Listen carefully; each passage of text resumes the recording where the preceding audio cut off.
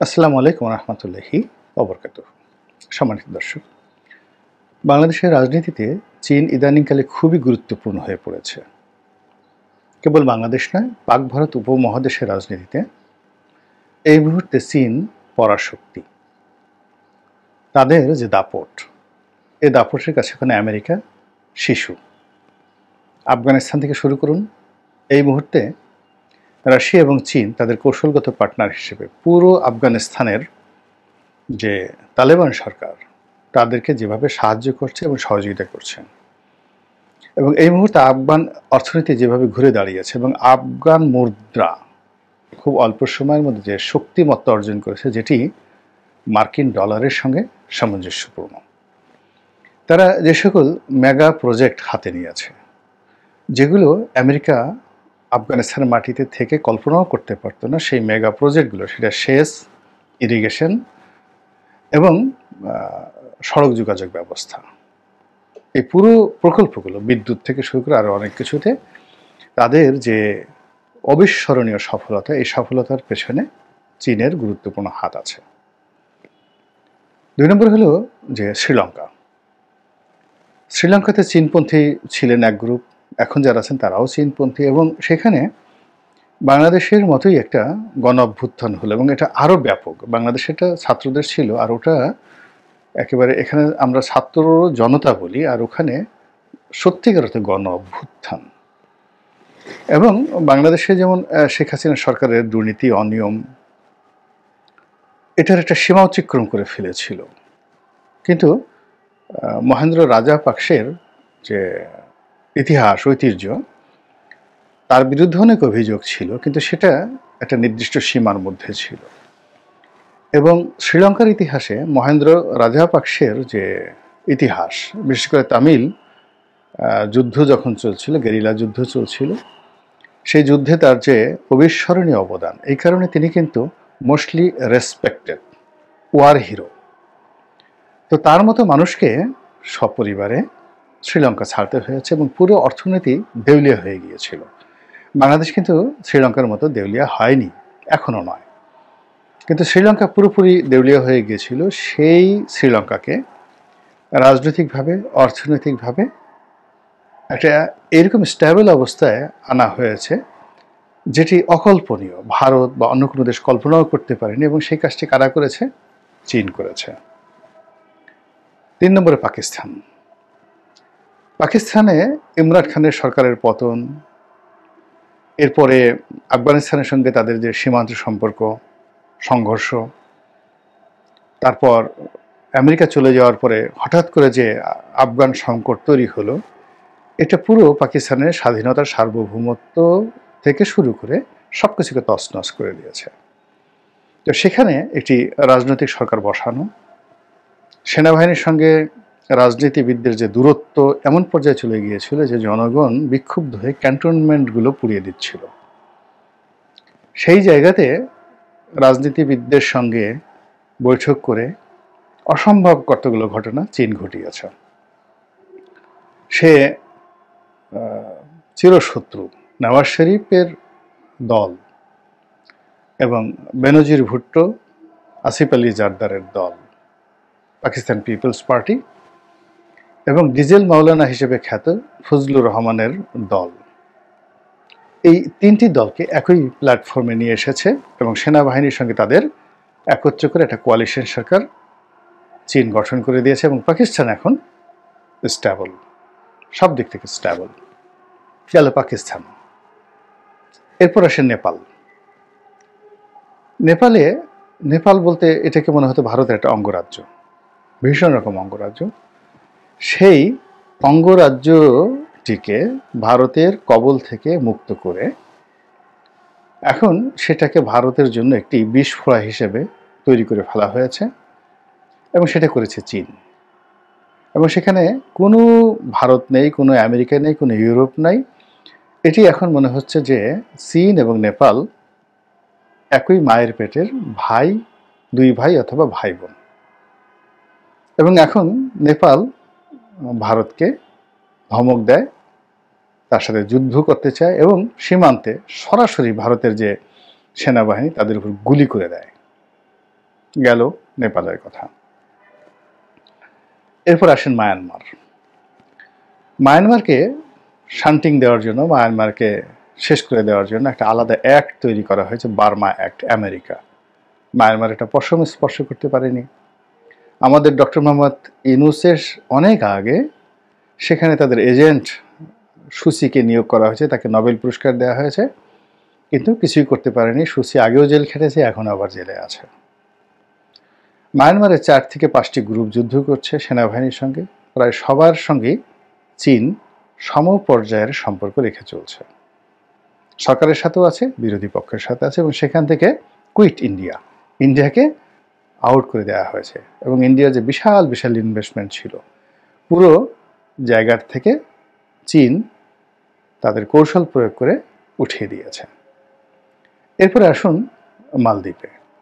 মালদ্বীপে তো চীনা রাজত্ব, এবং সেখানে ভারতের আর্মিকে তাড়িয়ে দেওয়া হয়েছে, এবং সেখানে ছোট্ট একটা দ্বীপ রাষ্ট্র, আমাদের একটা ইউনিয়নের মতো। আমার যে নির্বাচনী এলাকা গলাচিপা 10 মিনা, ঠিক এতটুকু এলাকা পুরো মালদ্বীপ। তো সেই মালদ্বীপের যিনি প্রেসিডেন্ট হলেন mister Muizzu, he is so powerful. Narendra Modi আসলেন মালদ্বীপ ভ্রমণ করার জন্য, আর তিনি চলে গেলেন চায়নাতে।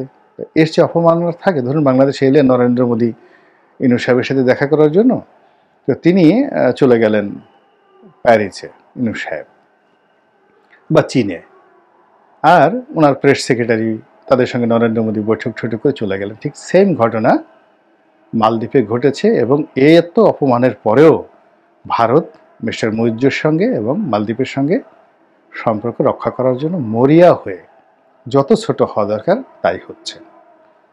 এত বড় লম্বা যে ভূমিকাটি টানলাম সেটা হলো, সাম্প্রতিক সময় এশীয় রাজনীতিতে, আমি যদি এশিয়ার অন্যান্য দেশে যাই, মিডল ইস্টে যাই, আপনাদেরকে 1 ঘন্টা আমি এই চীনের সফলতার কথা বলতে পারবো।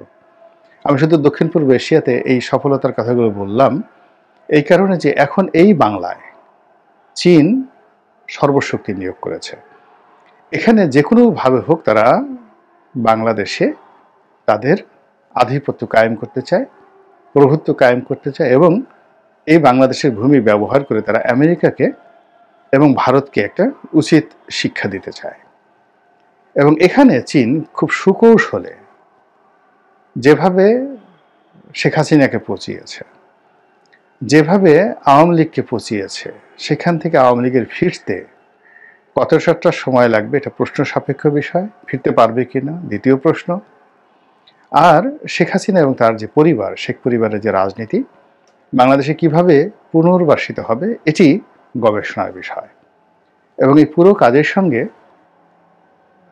চীনের একটা বিরাট লং টার্ম একটা শান্ত মন, শান্ত মস্তিষ্কের একটা যাকে বলা হয় গ্রাউন্ড ওয়ার্ক ছিল। চীন অনেস্টলি চেয়েছিল শেখ হাসিনাকে সাহায্য করার জন্য, আর সেটা 2018 সন থেকে। এবং 2018 সনের যে নির্বাচনটা, এটা কিন্তু ভারত যেভাবে চেয়েছে, শেখ হাসিনা যেভাবে চেয়েছে সেভাবে হয়নি। শেখ হাসিনা এবং ভারতের যে প্রেসক্রিপশন সেটা ছিল যে বিএনপিকে 80 থেকে 90টি সিট দেওয়া হবে, এবং অন্যান্য দল মিলে 100-র মতো সিট থাকবে, আর বাকি 200 সিটে আওয়ামী লীগকে পাশ করে আনা হবে। ঠিক সেই জায়গাতে একেবারে 24 ঘন্টার নোটিশে চীন এমনভাবে ঢুকে পড়েছে যে কিভাবে যে ভোট হয়ে গেছে 2018 সনে রাতের ভোট, এটা ভারতের যে গোয়েন্দা সংস্থা কল্পনাও করতে পারেনি। পুরো কাজটা চীন করে দিয়েছে। এবং এর ফলে কি হলো, শেখ হাসিনাকে জনগণের কাছে বেঈমান, বিএনপির কাছে মুনাফেক, এবং তার নিজের দলের লোকদের কাছে একটা খেলনা পুতুল বানিয়ে দিয়েছে। আর দিল্লির সঙ্গে তার সম্পর্কটাকে একেবারে প্রশ্নবিদ্ধ করে তুলেছে। এরপর থেকে 2018 পর থেকে শেখ হাসিনা আসলে কার্যত তার কোনো ক্ষমতা ছিল না। তিনি একবার চীনের দিকে ঝোঁকার চেষ্টা করেছেন, একবার আমেরিকার দিকে ঝোঁকার চেষ্টা করেছেন, একবার ফ্রান্সের দিকে ঝুঁকে ফ্রান্সের সাহায্য নিয়ে ইউরোপীয় ইউনিয়নের সম্পর্ক রাখতে চেয়েছেন, আর দিল্লির সঙ্গে বারবার চেষ্টা করেছেন, কিন্তু কেউ তাকে বিশ্বাস করেনি। আর তিনিও যেভাবে লোকজন সহকারে পরিবেষ্টিত থাকতেন, তিনি নিজের ওজন, আকার, আকৃতি, অবস্থান এটা তিনি বুঝতে পারেননি।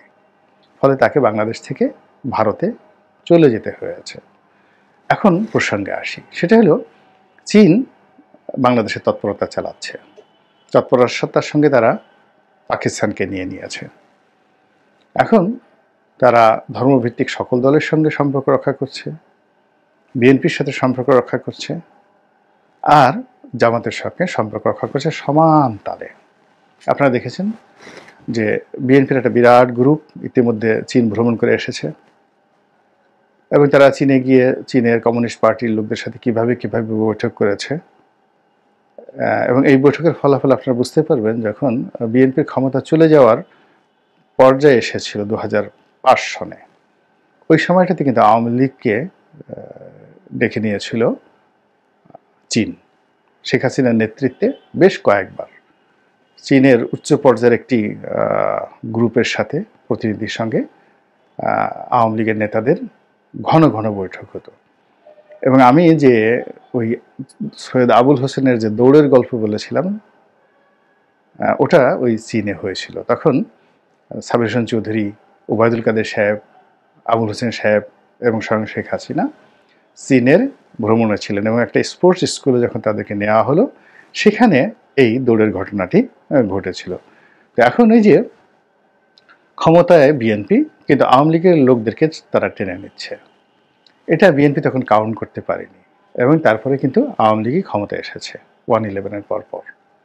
আবার এখন ধরুন ডক্টর মোহাম্মদ ইউনূস ক্ষমতায় আছে, কিন্তু এখন তারা আওয়ামী লীগের লোকদেরকে বাদ দিয়ে বিএনপির লোকদেরকে চীন ভ্রমণে নিয়ে যাচ্ছে, আবার জামাতের লোকদেরকেও চীন ভ্রমণে নিয়ে যাচ্ছে এবং it's a very dangerous game.